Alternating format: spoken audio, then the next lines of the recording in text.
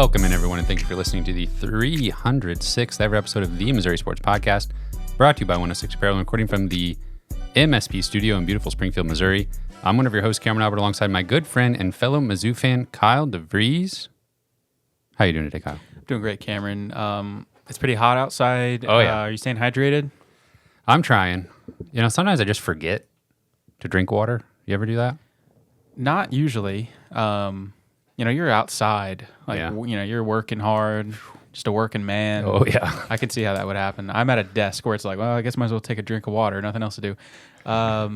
It's just sitting Get those little micro breaks in your day. Exactly. Yeah. Just find ways to break up the day a little bit. I guess I'll take a swig here. Yeah. Sometimes I get a little bit worried about you, so I just want to make sure Oh, thanks. you're drinking water. Podcast night, best water drinking time for me. I get caught up on the day's hydration. Why is that? Just because it's sitting right in front of you? Yeah. Yeah. And I make a point to stay hydrated throughout the day for like peak performance, like, as displayed by that little sequence. Yeah. You ever just have water at like 3 a.m.? Oh, yeah. Yeah. If I remember to take a water with me. I'm not the most organized, like, around the house. So I'll get mad at myself. I'll reach for the 3 a.m. water and it's not there. That's a bad feeling. Yeah. It tastes good, though. Oh, yeah. Yeah. It's good tasting water. I also fill up my cup with ice first. I'm a big ice guy. Okay. Maximum ice, then water. Ice melts, second water, just as cold as the first water. That's brilliant. Yeah. It's a good strategy. Yeah, thank you. Anything else? I think that's all for now. Okay. What are we talking about this week? Fall camp has started. We're going to talk about fall camp. We're going to look back at last year a little bit and maybe begin setting our expectations for the next few weeks and week one, right around the corner. Less than a month. Less than a month away. Tomorrow, which is when most of you will probably hear this, Yes. will be August 1st. Yes. That is also the same month that Missouri plays football. Incredible. Those Thursday night, that hits. It hits. Yeah. It's fun to be first. Needs to be tradition moving forward. I think it pretty much is at this point. Yeah. Keep it up. Before we get into all of that, don't forget to subscribe on YouTube, leave us a review wherever you listen to us, and you can support us on Patreon, patreon.com/Missouri Sports Pod. Kyle, I need to come clean about something. Last week, I told everybody I was going to be streaming on Friday. Didn't happen. And, just add it to the list of things I say I'm going to do and then don't do. Broken promises. Yeah. Just add it to the list. We'll try again this week. How can we keep you accountable, Cameron? It's impossible. Good luck trying. Okay?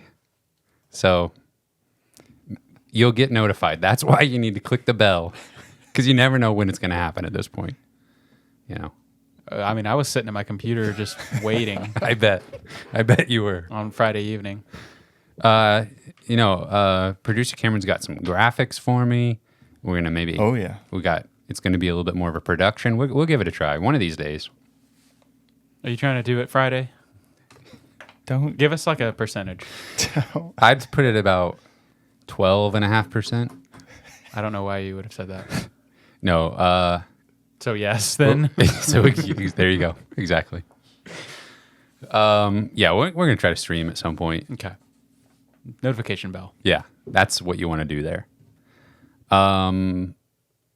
What else? Any random news that we have here? We have, did you see, as far as scheduling goes for football, they bought out what was that, Miami, Ohio game?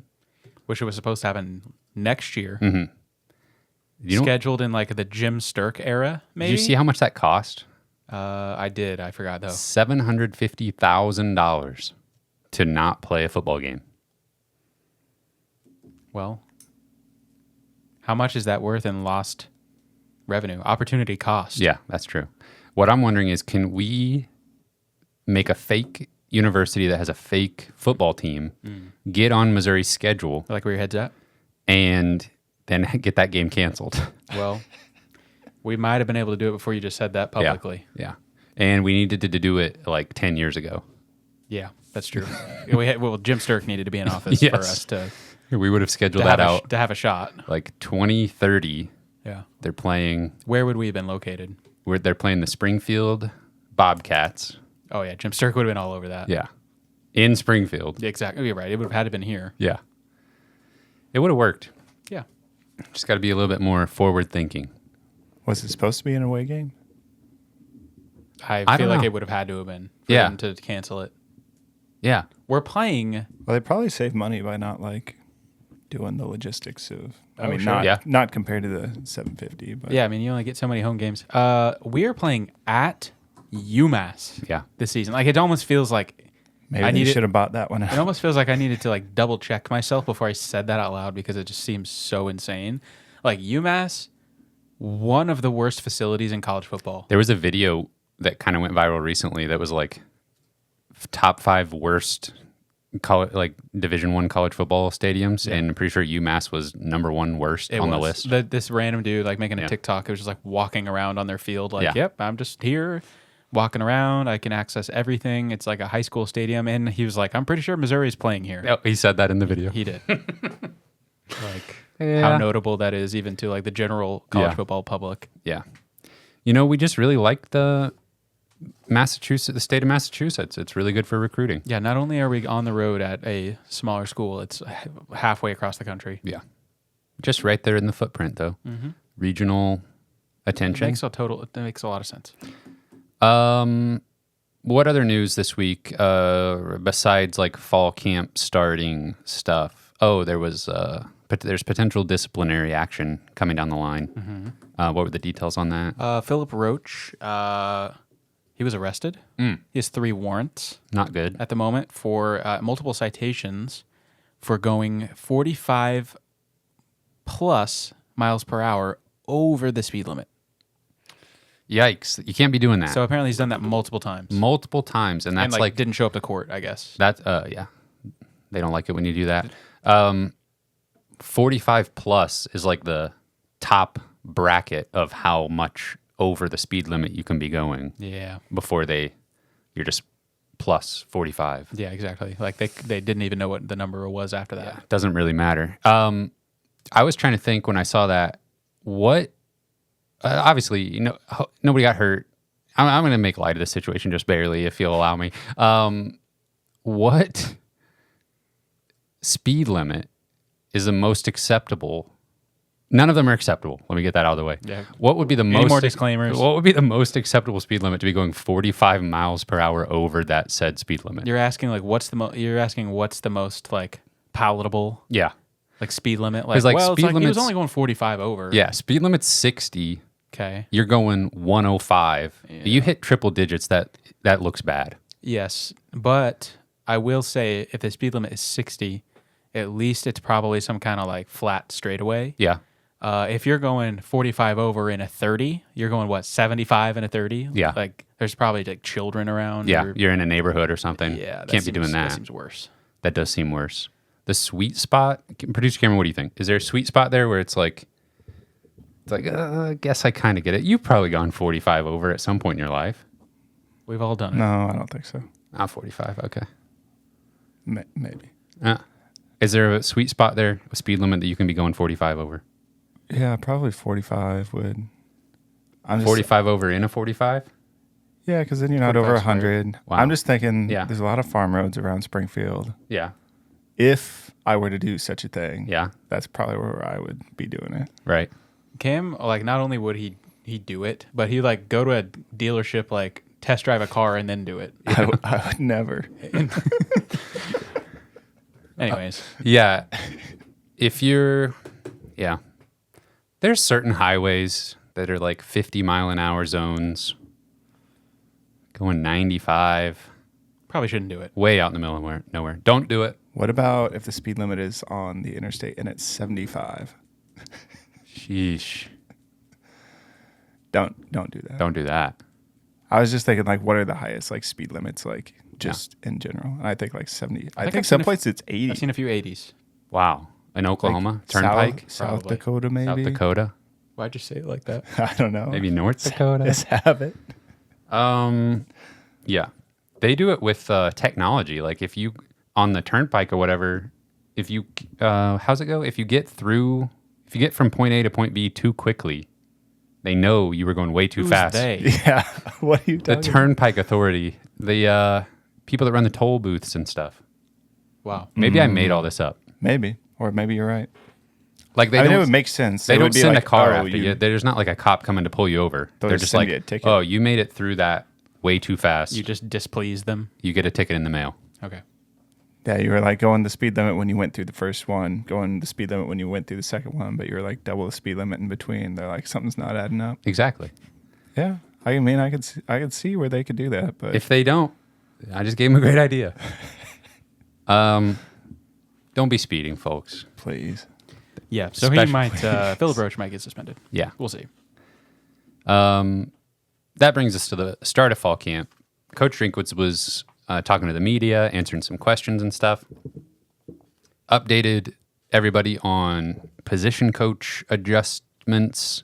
It was like not really changing the day-to-day of the operation, but there's new rules with the NCAA and how coaches need to be labeled and stuff like that. So Yeah. There was a couple of them. I think Coach Link is only going to be special teams now. He was tight ends and special teams, I think. So he's just special teams now. Brock Olivo operating under him, basically. Yeah. And then Durham Cato is now tight ends. Mm-hmm. And Yarrow, I believe, was his last name. I think he's coaching safeties now. So Yes, he mentioned helping Coach Batoon with safeties so that Coach Batoon can be kind of operating more over the entire defense. Sounds good to me. Good. He was talking about in camp so far and in practices, they're focusing a lot on mentality and going last year from like ignoring the doubters to this year having to ignore the praise. And he was asked specifically about a couple position groups. He said offensive line competition is wide open. He did say it like exactly with that rhythm. Yeah. It's wide. It's wide Open. And quarterback competition is open. I got to think like he's... I'm not quarterback. I just said quarterback You competition. did just say quarterback. Running back competition is open. I'm glad you caught that because honestly, I was like getting ready to move on to the next Yeah. thing. And quarterback, not open, not wide open. I think he's got to be talking about left tackle for the offensive line. Feels like every other position is pretty solidified. Yeah, he mentioned at some point later, like just, finding the best five. And they had talked about like not being exactly sure where everybody was going to play just yet and having a little bit of flexibility there. So, yeah. I feel like we kind of have an idea, but it'll be interesting to see who gets the most snaps. With the running backs, he mentioned they're prioritizing picking up blitzes and protecting the ball. It kind of makes sense. Like you have the athletes that can make it happen. It's those extra things, especially The things the fans do not think about. protecting the quarterback. I'm still super excited to look at the when we get in the coming weeks when we like preview the offense in depth. The running back conversation is fun, I think. Yeah. Looking back at the last few years of running backs, and producer Cameron and I were talking about how like if you're Missouri, if you're Coach Drink, I feel like it's only a matter of time before he's bringing in like a marquee transfer at running back. I feel like almost every season that Coach Drinkwitz has been a head coach, and I guess his one season at Appalachian State too. When he finds his guy, he just rides that person into the ground. Yeah. Like he's done it almost every year that he feels like when he feels like he finds the guy that has that edge. He's a one running back guy for the most part. It's going to be interesting to see what happens this year because it really feels like we have two guys who are with a different skill sets. Yeah. But I don't know. I could definitely see, honestly, it wouldn't shock me. Not that I don't think Noel is good, but because I do think he's really good. He's a good pass catcher. But it wouldn't surprise me just based on like historical events if Carroll is just taking over like 80% of the touches in the backfield by the end of the season because he's just dominating or something. Yeah. This season is kind of weird or unique in in Coach Drink's time at Mizzou so far because both of those running backs only have one season. Yeah. With Roundtree and Beatty, like you had a little bit of runway there to figure out what you had. Schrader and Pete both were on board for 2 seasons. So now, like if both of these guys had 2 seasons left, then it would almost be like a mirror of Schrader and Pete, where you play them both the first year and then... That was probably like the one season where he showed like the most, like the biggest split. Yeah. And by the end of the season, though, it did feel like Schrader was taking over, though. Yeah. That's exciting, though. I mean, think how many like carries we have to find. Like a new person will be coming. It's just literally pretty much 100% of the carries. Yeah. Will be, or the running back touches will be from someone who was not on the team last year, most likely. Yeah. Or didn't play. Right. Yeah, that's definitely exciting. And I think, both of those, Carroll and Noel, are both good enough Very to warrant touches. Experienced players. Yeah. I think. Grown men. Yes, exactly. Coach Drink talked about not setting too many expectations. Of course, we've heard before the expectations are external. And so they're trying not to let that get internal to how the team is thinking about things. Overall, I don't know. It was there's not a whole lot to report on yet. So his mindset and attitude and everything is very like business as usual, basically, but trying to he's going to have to rely on the older players to keep the culture going, establish the culture, make sure that everybody's buying in, that sort of thing. Mm-hmm. Yeah, it did feel like what we've seen from Coach Drinkwitz so far was like pretty uneventful. There wasn't too much news. Like it does feel like sometimes like we get to the first day of camp and we hear about some injuries that we didn't know about. I think really Isaac Thompson was really the big one that we already knew about like a month ago. Yeah. So that's good, honestly. Like at this point in camp, like we're a few days in now, like I think we would have heard about some kind of off-season injury. It feels like there's at least one almost every year that we didn't know about, and it's like, oh, great. Like so-and-so starting on the bad side of the injury list or whatever. But yeah, there really wasn't much like newsworthy nuggets to report on from Coach Drinkwitz's first press conference. Yeah. I was wondering, like, what are your how are you feeling right now about with the new additions to the team? And I'm thinking more like on the defensive side of the ball. Are you confident in the intangibles coming together at this point to mirror like what happened last year? Yeah, I mean, I feel like that's one of my biggest concerns. Like, if I had to find a concern, I think it's that, last year's team was really, really talented. I'm not saying that if they played the season over again, they wouldn't win, 11 games or whatever, but it did feel like we caught lightning in a bottle a little bit with just like the intangibles, the leadership from Darius Robinson, from Cody Schrader, Brady Chris Cook, Abrams-Drain, Chris Abrams-Drain, like Brady Cook, who's still there, obviously, but like we had some titans of like Mizzou history, like football, that all left the program as far as like leadership stuff goes. So, which for a college team, like NFL too, I think personalities in the locker room, leadership, mindset, toughness, that stuff, like, I don't know. And there's only so much the coaching staff can do preaching the mottos and all of that stuff. Right. Yeah. And so I guess the way I'm looking at it is like it's going to come down on the offense because that's where, I mean, you got some veterans on the defensive line, but it feels like the real leadership right now starts with the offensive veterans, Brady Cook, Luther Burden, Theo Weiss, guys that have been here for a while and were on last year's team.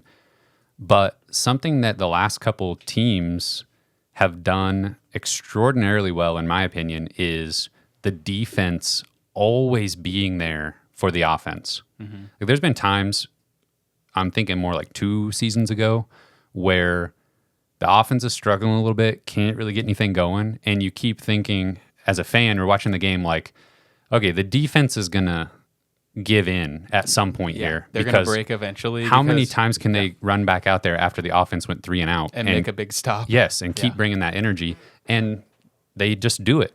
Yeah. And so that has always stood out to me as like the defense stays locked in and picks up the offense when they're struggling. Yeah. And there's been lots of games where like, okay, it's the offense's turn to make it happen here and, relieve some of the pressure from the defense. Yeah, it does feel like 2 seasons ago we had Isaiah McGuire, who was kind of like the leader of the the energy level. Like, we are not going to give in. We're not going to break. We'll do it as many times as we have to. Like, that kind of mentality, I think Isaiah McGuire had that. He, like, not saying Darius Robinson didn't have that 2 seasons ago, but I think he kind of like passed the torch. Darius Robinson probably took that up a notch even from where it was. Who's going to be that guy this year where, he's leading, like setting the energy level, kind of the at whatever cost attitude. Yeah. I think Coach Drinkwitz is aware of that. I think in his press conferences, even at SEC Media Days too, he kind of addressed that with Cody Schrader specifically. Yeah. But he's aware of that, and I think he's got to find that next guy, whoever it's going to be, that's going to be able to step up and be that person. And I think it's also possible that this season looks slightly different. Like, I think potentially the defense is slightly worse this year and the offense is slightly better. Talent-wise? Yeah. And so, or just like from a consistency standpoint, especially early in the season. A lot of new faces. Yeah. For sure. On so defense especially. It could be a little bit of a reverse where the offense is like, don't worry, we're going to keep putting points up. We're going to keep getting in the end zone. We're not going to settle for field goals because, we got to pick up the defense a little bit. Right. Yeah, I think that would be an interesting change of pace. Yeah, I'd probably take that. I feel like we're having like back-to-back like kind of like negative conversations here. But another thing I was going to ask you though was, last year it did feel like we were fueled by STP and something to prove. That was like in our mindset. That was driving the team like game in, game out, and it really felt like that was like such an accurate response to the market, basically to like the fans or the media or whatever. Like, I don't think nobody expected Missouri to do what they did. Now, except John Berger. Exactly. Thank you, John. Now it's totally different. Like, we've been there, we did it, we're getting the respect we deserve. Maybe now, can they still go out there with the intensity that they had last season? And I don't know. Are they still going to be fueled by that desire to prove somebody wrong? Yeah. So, and that actually came up in the press conference where he said, like, something to prove is going to be our motto again this year. And I do think that's where like maybe the new faces come into play, where the people, the guys who weren't on the squad that won 11 games last year, they clearly have something to prove. Yeah. And it could be like, I don't know. I feel like from the coaching staff standpoint, you can spin it a little bit however you need to some extent. Right. You're going to be like, now the something to prove is this is our standard and we're proving that last year wasn't a fluke. Something like that. Sure. I don't know. I feel like it could be, you don't want to think of it as like a lightning in a bottle situation last year. And I think what makes me confident that that's not the case is that they've got it infused into all of their like processes. Yeah. Yeah. I feel like we saw videos of Coach Drinkwitz in the locker room. Are you okay, producer King? Producer King. He just give us the thumbs up. He went down the wrong pipe action over there. I hate that. I did that like last week or something, 2 weeks ago. Have you ever done that 3 a.m. your 3 a.m. water? Oh yeah, sure. Oof. That's not fun at all.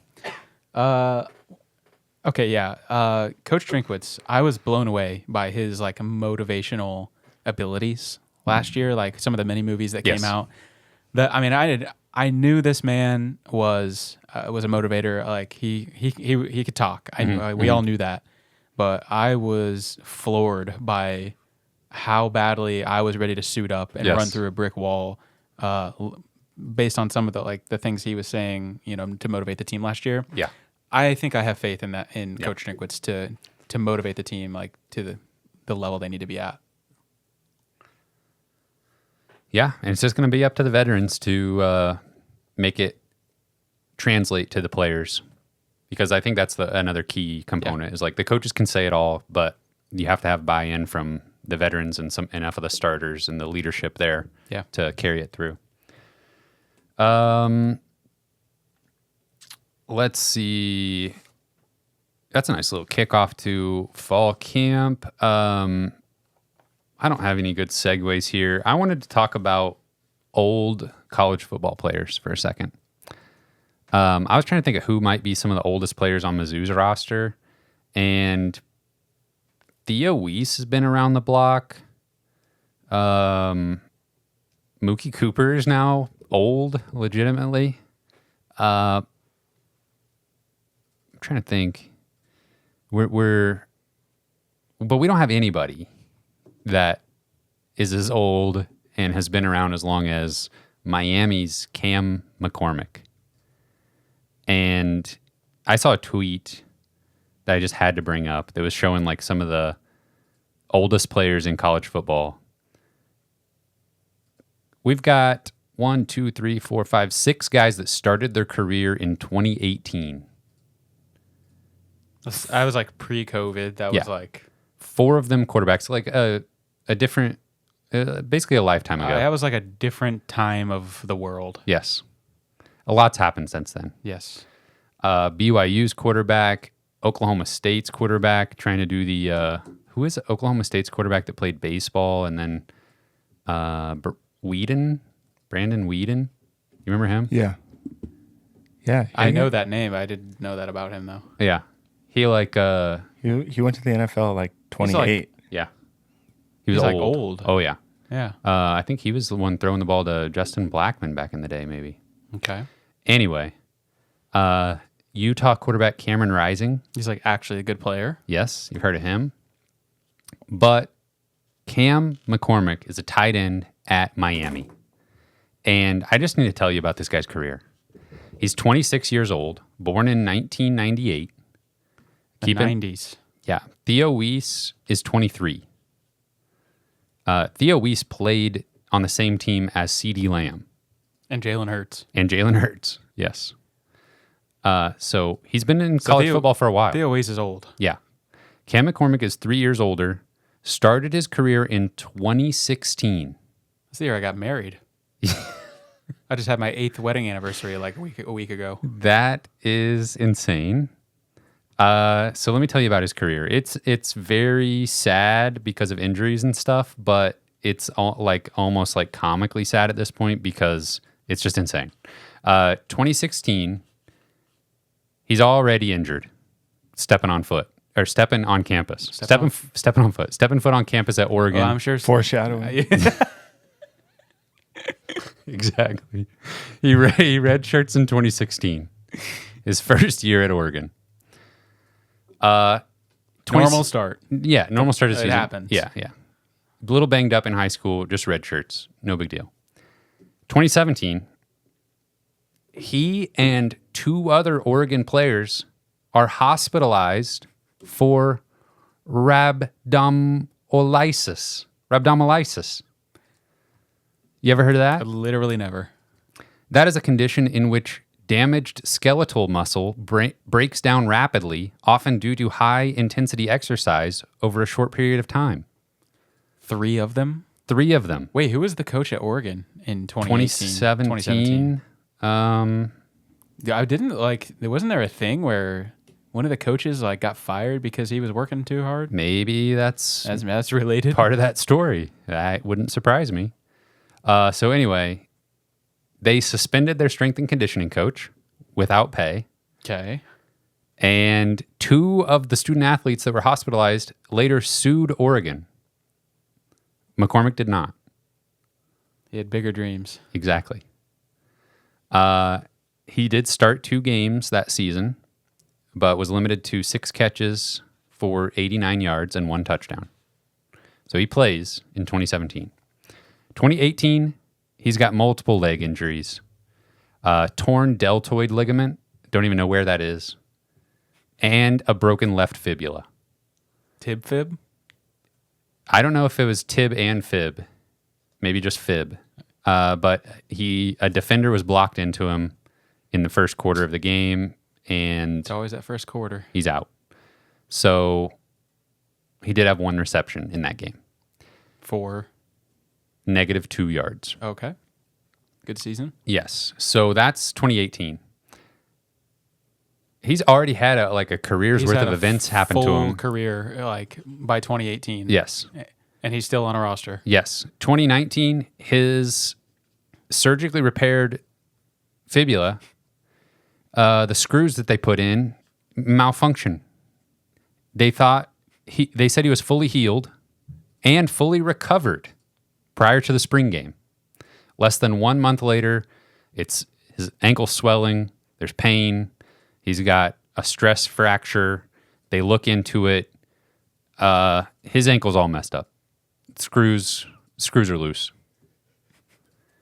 That was 2019. 2020, at the start of 2020, he's practicing. The doctors are watching him. They think he's got some sort of tendonitis, but it was not tendonitis. He had suffered a posterior tibial tendon rupture caused by 2 screws that had been inserted during the prior ankle surgery. This guy's getting screwed. Exactly. So he did ankle reconstruction surgery. The screws were removed, and he did a tendon transfer. Okay? They're trying to stabilize the deltoid tendon and the left foot. They're doing anything Everything. to let this man play college football. So that's 2020. COVID happens, shortened season. We're moving on to 2021. He did not participate in spring football. He was cleared to return to practice in July of that year, participated in the season opener.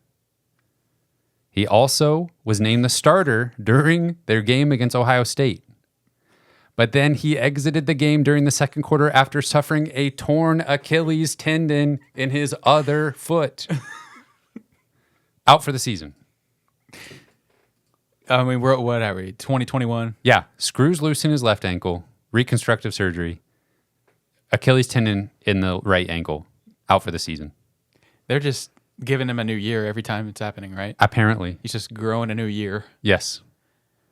By the way, who are we talking about at this point? We are talking about Cam McCormick. Okay, please. He was playing for Oregon this whole time? This entire time. Okay, wow. Now, a torn Achilles tendon. 2022. He's recovered. He's gonna play. And during the regular season, he scored 3 touchdowns, caught 9 passes for 64 yards. And he's playing.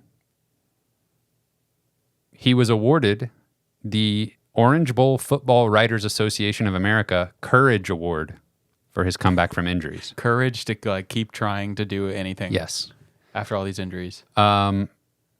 Now, he has, by this time, earned his bachelor's degree, you would hope, as one would hope, in journalism, and a master's degree. So at least he's getting his money's worth there. Yeah. And so after 7 years at Oregon, on January 10th, 2023, he entered the transfer portal and transferred to Miami, where he should have transferred to a career. He's probably ready for that journalism career. But transferred to Miami. Last year at Miami, started 11 games, 8 catches, 62 yards. I think almost all of that came in their bowl game. So, yeah, 62 He went off. of the 60, all 62 of his yards came in the bowl game. Wow. So that brings us to 2024 and He's still eligible to play. his 9th year of eligibility. He is thought to be the first football player to have been granted a 9th year of eligibility. You said that I was watching a documentary or something. Yeah. Like he's thought to be. Well, I'm just reading Wikipedia. That is the most impressive thing I've ever heard in my life. We're gonna need like a weekly Cam McCormick tracker. Yeah. On this podcast after the effort that you just put in. If he gets hurt again, I'm going to be crushed. He probably will. The odds are against him. I mean, he's on the up and up now. He's had a full year. Yeah. Well, it sounds like he didn't play much. Right. But injury-free season. That's good. Yeah. Oldest player in college football by a mile. Yeah. He did have to submit a petition to receive that year of eligibility, and they gave it to him. Wow. Whoever's in control of that. Thank you for sharing that. You're welcome. I saw that, and I thought, 2016, that was a long time ago. I'm going to have to look into this. Now what? I told you I'm out of segues. I can tell you one. Okay, go ahead. It's not really a segue, but it's a little bit of news. Yeah, go ahead. That's about Mizzou football. I've heard of them. They sold out Oklahoma and Auburn home games. Oh, yeah. Sold them out. Tickets might be hard to come by this year, Yeah. folks. So You got to know somebody now. yeah, exactly. So we got to figure out what games we want to go to. Yeah. I feel like this is the year. I mean, obviously, This is the year. this is the year. This is the year to spend way too much money This is on the year to Mizzou go watch games. Mizzou football. I'm trying to go to maybe 3 games this year. Wow.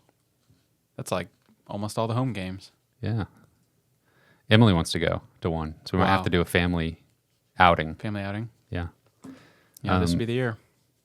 They're going to sell them all out. Just wait till those hill seats open up. Snatch those up.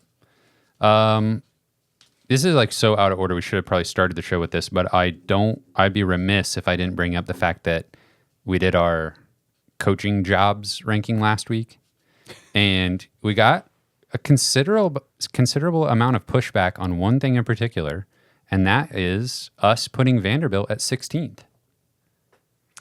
I'm not going to lie. I really didn't think we were going to get pushback on that. But we heard you. Yes. I still don't know that I agree, but I heard you. There were some valid points brought up, and maybe we didn't put enough thought. well, that's into it. definitely true, but that doesn't necessarily mean it was all bad takes. But True. Vanderbilt, the main point, which we touched on, but the expectations are so low, and They're just literally recruiting enough players to field a team. right, Like the donors, the fans are like, look at you. yeah, heck of a job. Yeah. And you also, it is different though. Other SEC schools might have low expectations, but not like Vanderbilt. No. And so parlaying that into another job is one way to go about it. But I was looking back at some of their old coaches, I don't know, Coach Mason was there for a little while. Yeah. I mean, They beat Mizzou once in that stretch. Yeah, I think that bought him another year. Yeah, exactly. I mean, he didn't last that long there. No. For as good of a coach as I feel like he probably is or Yeah. was, I would have thought he would have lasted longer there. But also, somebody mentioned in the comments, Vanderbilt original SEC team. True. They were around for the founding of the conference, Yeah. not like these Johnny-come-latelys. So, Well, I hate to break it to you, but so your best point for Vanderbilt is that you could get another job. well, I think the idea better job. The idea is if you went 500 every once in a while, you could coast at Vanderbilt Okay. and just be there for a long time, and everybody would be happy with you. Okay.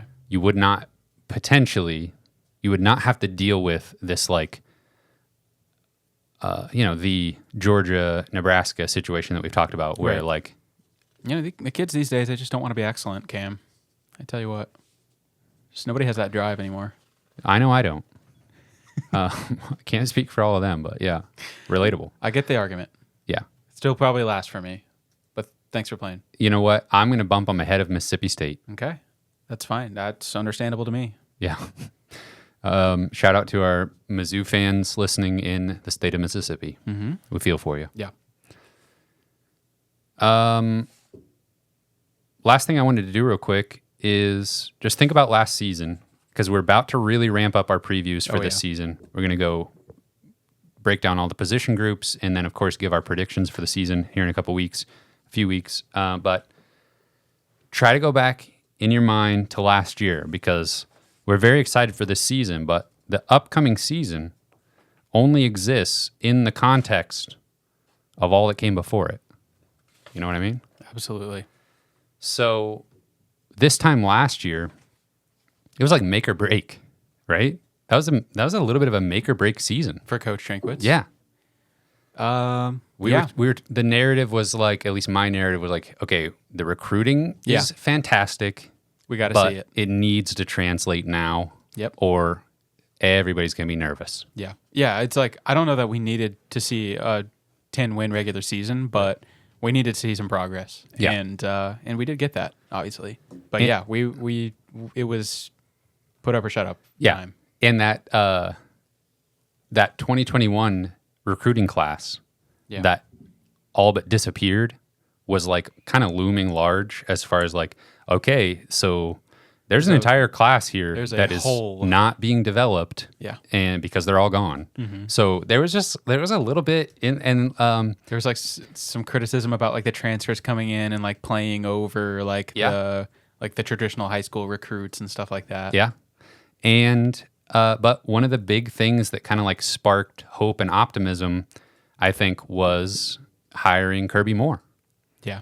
And giving the play calling duties to him. We were very hopeful about that. Yes. That immediately seemed like a good idea. Yes. Like, yeah, there were so many like boneheaded, no offense. Yeah. So like boneheaded like clock management things, just like literally anybody in that position, spending too many plates. Yeah. And it was like, please delegate something. Yeah. And yeah, we knew at the time like this is going to be good. Yeah. One thing in the preseason last year was like the weirdness about the quarterback competition, where it was like an imaginary quarterback competition. Yeah. And it wasn't internally. Yes. And I to this day, I feel like that was such a weird move to like imply that there was a legit competition happening and then it not be real. I mean, it was like, what? Not even a week into camp. I think they announced Brady Cook as like QB1. Yeah. I think it was fall camp. But they kept going. An official word. They kept going like that both quarterbacks were going to play was like still a thing. And I don't know. I mean, I was like Team Sam Horn. Exactly. Like this time last year, probably. Yeah. Like after the South Dakota game, there was plenty of Sam Horn talk. Oh, yeah. The first, like South Dakota, they won 35-10. Middle Tennessee they only won by 4. Yeah.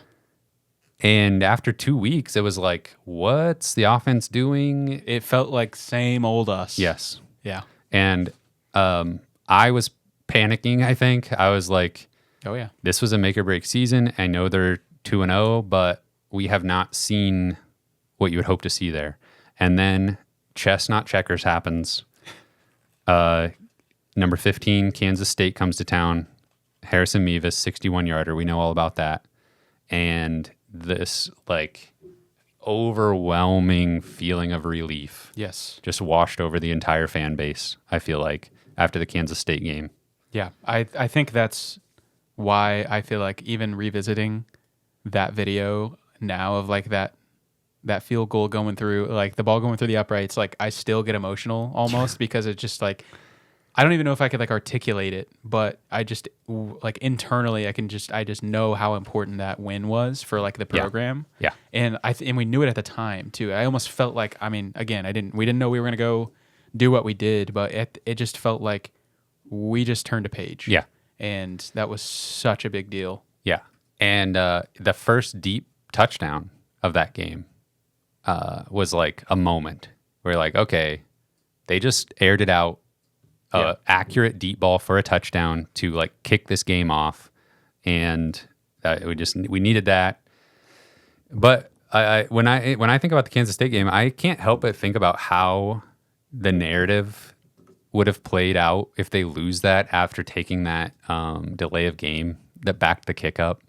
If it goes into overtime and they lose that, That's definitely like a forgotten thing that how close that was. like how maddening that would have been. And honestly, I've kind of forgotten about it. Yeah. But it happened. Yeah. And it was I like literally just I can't believe it did. Yeah. Don't want to think about it. In the way that it did. It was just wow. I can't believe you let that happen. Yeah. But didn't matter. They go to St. Louis and offense kind of shows out against Memphis. Like a good Memphis team. Yeah. Won 10 games, I think. Yeah.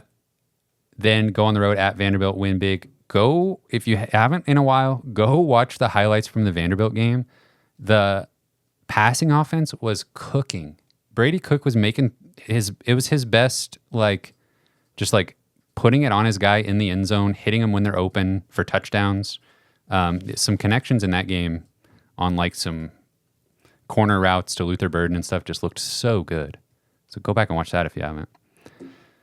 And then we were in Columbia, Missouri for the LSU game that like had the potential to be legendary. And it, for me, as far as like all the games I've attended, it was still an awesome game. That was still one of the best games I've ever been to, yeah.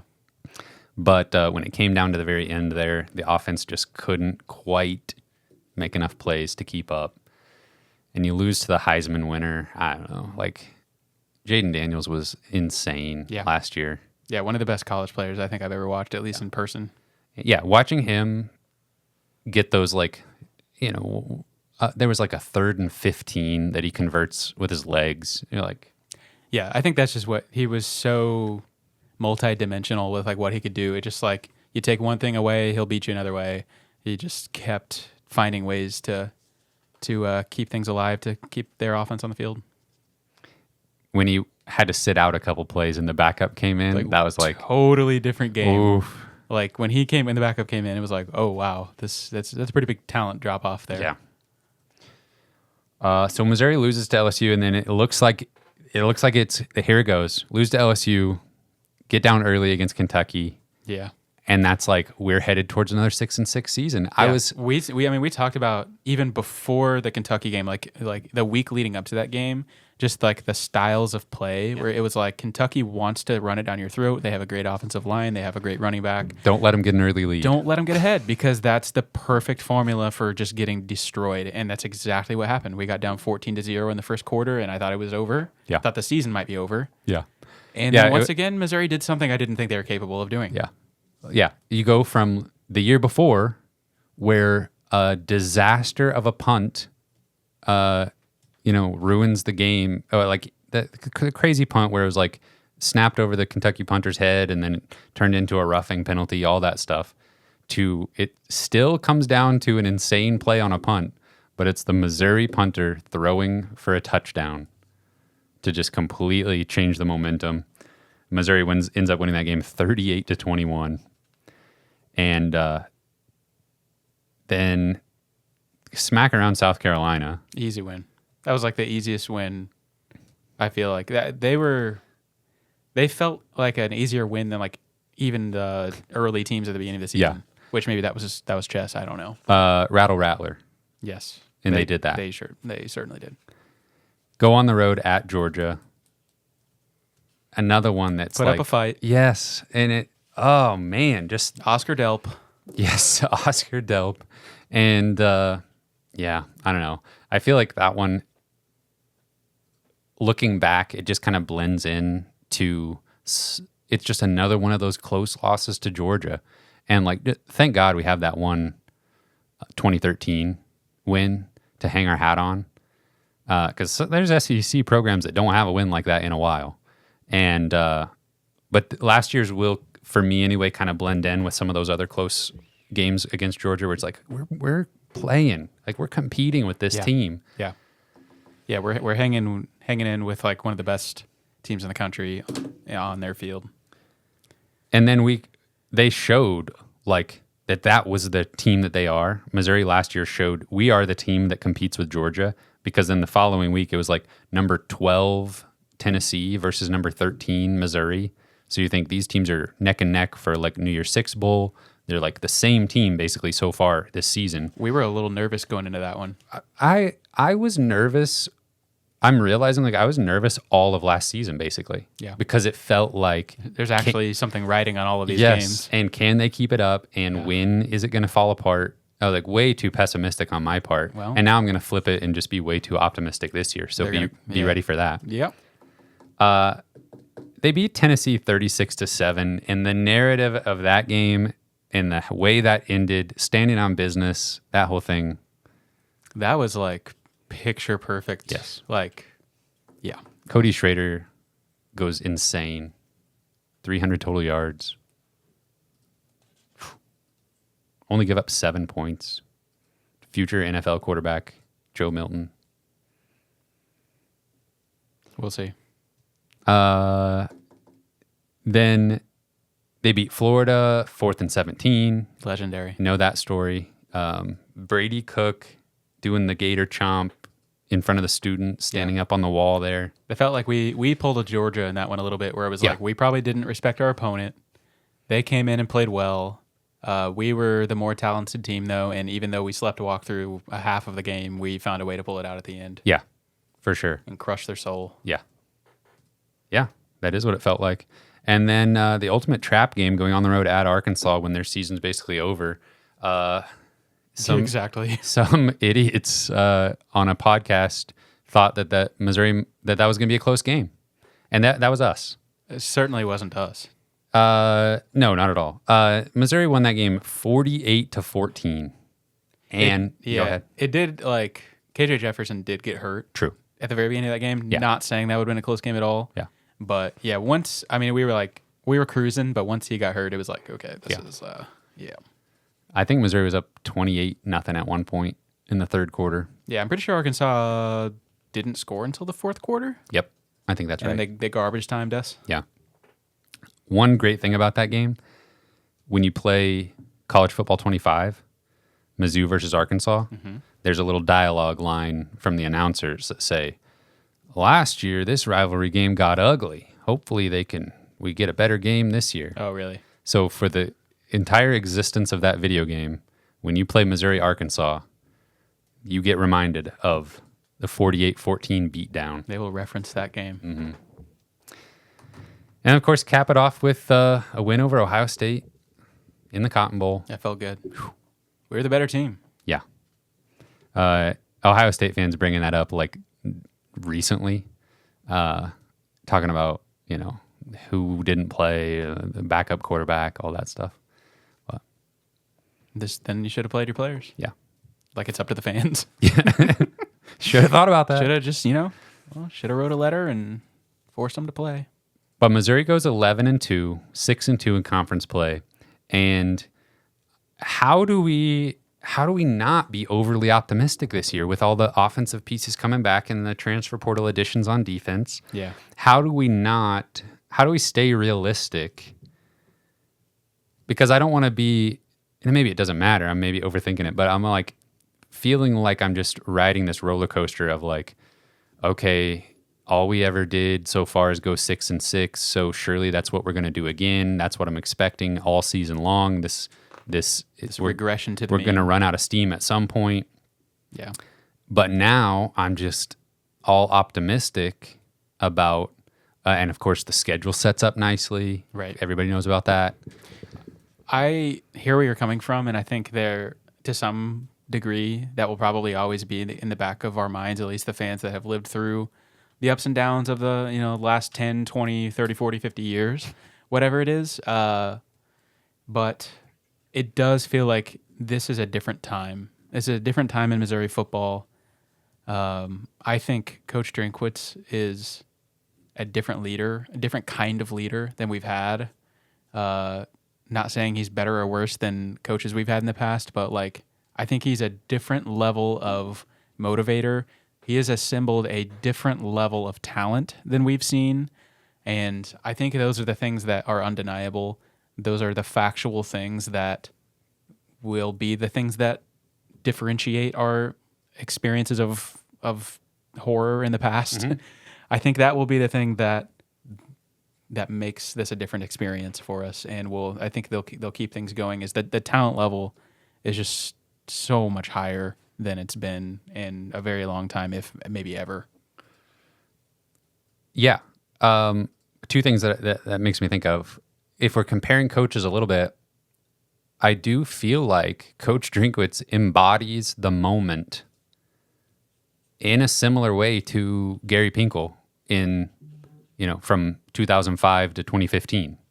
Like, Gary Pinkel was exactly what Missouri football needed to be elevated at that time. Yeah.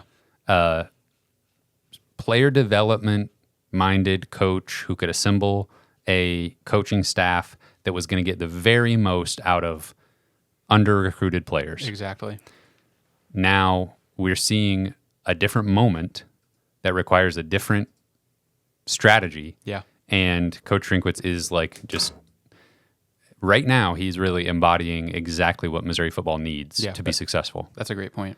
It does feel like in this unique moment in time of the sport, there are very few people, I think, that could have elevated Missouri to where they are other than Coach Drinkwitz.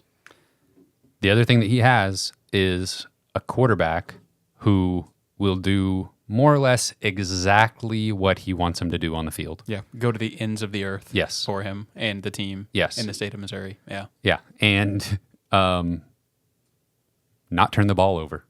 Yeah. Like, it's kind of crazy how I think it's possible that we'll be looking back 5 years from now and thinking, I tend to do this where I'm like, well, I think of players as like, if you told me this is going to be the player at this position forever, would I take that? And like Brady Cook at quarterback is going to be one of those guys, I feel like, where if you just guaranteed me Brady Cook forever, then that's fine. You'd probably take it. Yep. Don't need whatever potential 5-star recruit you're missing out on. I think I'm okay with that. I don't know. That's fair. I feel like Drinkwitz might say the same thing, though, Yeah, I think you're right. because he knows what he has there. Like 365 days ago, that would have been like the craziest thing ever. But I think we've seen enough to know that he's talented enough. But most importantly, I think he's got the leadership to buy in. He knows exactly how to orchestrate to carry out what Coach Drinkwitz wants to do. That was last year. We're turning the page now officially. Fall camp is upon us. It's football time, folks. It's fun stuff. What do the next few weeks look like? We'll preview the defense, preview the offense, preview the entire schedule, give our predictions, do all that kind of stuff, and then it'll be week 1. Yep, it'll be preview game 1. We're gonna do some 7-on-7 probably somewhere in there. Yep. It's we've officially entered on the track of like, now we do these things. Yep. Leading up to the season. Yep. It's exciting. That's probably all for this week. Yeah. Get ready, everybody. Special thank you to our Patreon supporters: Britt Treese, Ryan Demore, Tristan, Ben Smith, Parker, Daddy JD, Tim Keynes, Tyler Harsel, Brandon Groffalo, Brandon Hanks, Matthew Taylor, Luis Hernandez, and Joshua Jacobson. Thank you. And Cam McCormick. Of course. Thank you, gentlemen. We love you very much. And you can find us on Spotify, Apple Podcasts, and we're on Twitter at Mizzou Sports Pod. And you can email us at MissouriSportsPod@gmail.com. You can find our t-shirts and stickers on our online shop, MissouriSportsPod.BigCartel.com. Thank you everyone for listening. We will see you next week.